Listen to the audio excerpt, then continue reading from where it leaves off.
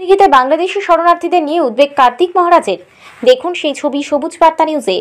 বাংলাদেশে হিন্দুদের অনুপ্রবেশকারী নয়, শরণার্থী হিসেবে ভারতে আশ্রয় দেওয়া দরকার। সাগরদিঘির একটি অনুষ্ঠানে এসে এমনটাই মন্তব্য করলেন ভারত সেবাশ্রম সংঘের প্রতিষ্ঠাতা সম্পাদক কার্তিক মহারাজ।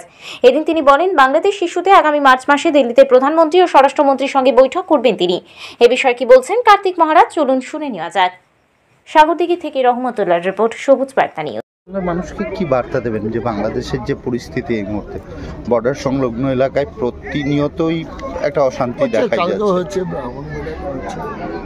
এটা প্রথমেই বাংলার মানুষকে, পশ্চিমবঙ্গের মানুষকে জানতে হবে যে মতবাদটা সৃষ্টি হয়েছিল আরবে, সেই মতবাদের ধর্মগ্রন্থ অনুসারী যারা পৃথিবীকে দুটো ভাগে ভাগ করেছেন, বিশ্বাসী অবিশ্বাসী, যারা বলছেন যে মূর্তি ভাঙা আমাদের রক্তে, তাদের সঙ্গে কখনো মিলন হতে পারে না।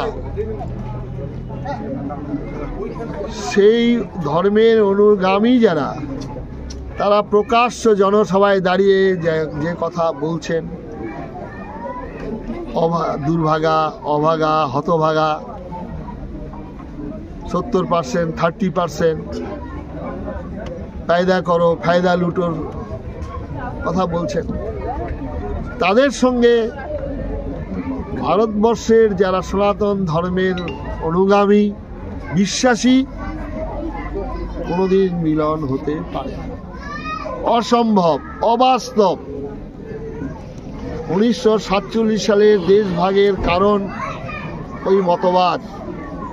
এইটা পশ্চিমবঙ্গের প্রত্যেকটা মানুষকে এটা জানতে হবে এবং বেশি করে গীতা যেমন ঘরে ঘরে পড়া হয়, বেশি করে কোরআনটাও নিয়েও পড়া দরকার, জানা দরকার।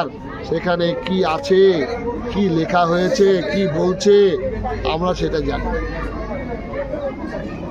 কিছু নিশ্চয়ই আছেন, যেমন আজকে মাসুম আক্তার, আজকে যেমন শফিকুল ইসলাম, তাকে কমেন্টগুলো দেখবেন তাকে কিভাবে বলছে আজকে। সেরকম কিছু লোক আছেন, এই যে হাইকোর্টের একজন লয়ার, কি নাম, কি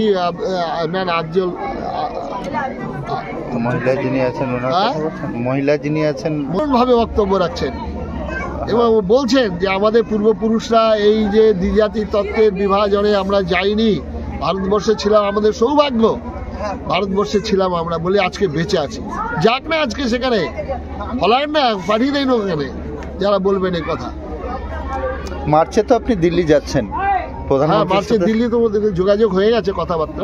প্রধানমন্ত্রীর সাথে কি দেখা করছেন? নিশ্চয়ই দেখা করবো এবং স্বরাষ্ট্রমন্ত্রীর সঙ্গে কথা হয়েছে, পিএর সঙ্গে তারিখ দেবেন বাংলাদেশের ব্যাপারটা নিয়ে যাওয়া। কারণ এখন আমাদের পশ্চিমবঙ্গের মানুষরা যেটা বলছেন, অনেক রাজনৈতিক দলও এটা বিরোধিতা করছেন, কিন্তু আমি বলবো এটা বিরোধিতা করার কোনো প্রশ্নই নেই।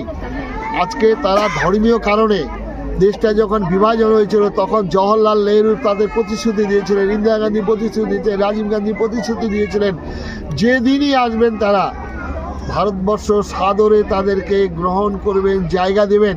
তারা অনুপ্রবেশকারী নয়, তারা হচ্ছে শরণার্থী হিসাবে আসছেন। তাদের আশ্রয় দেওয়া আমাদের কর্তব্য ভারত সরকারের।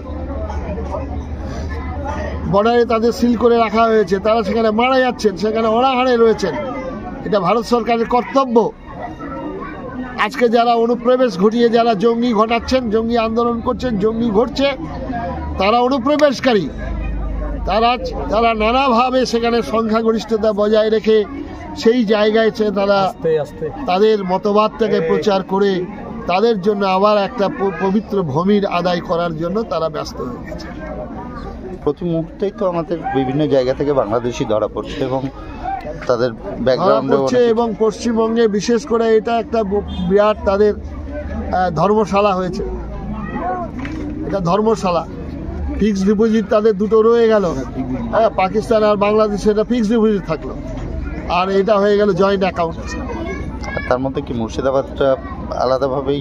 মুর্শিদাবাদটা তো বটেই। মুর্শিদাবাদের পরিস্থিতি, যেহেতু এটা বর্ডার এলাকায় রয়েছে সেখানে, এবং এখানে মুর্শিদাবাদ সম্পর্কে তো এখন আমাদের সাংসদ তিনি তো ভালোভাবেই বলেছেন। সুতরাং এখানকার মানুষ, তবুও আমরা বলবো যে আমাদের যে নানা ভাষা, নানা মত, নানা পরিধান, বিবিধের মাঝে দেখো মিলন।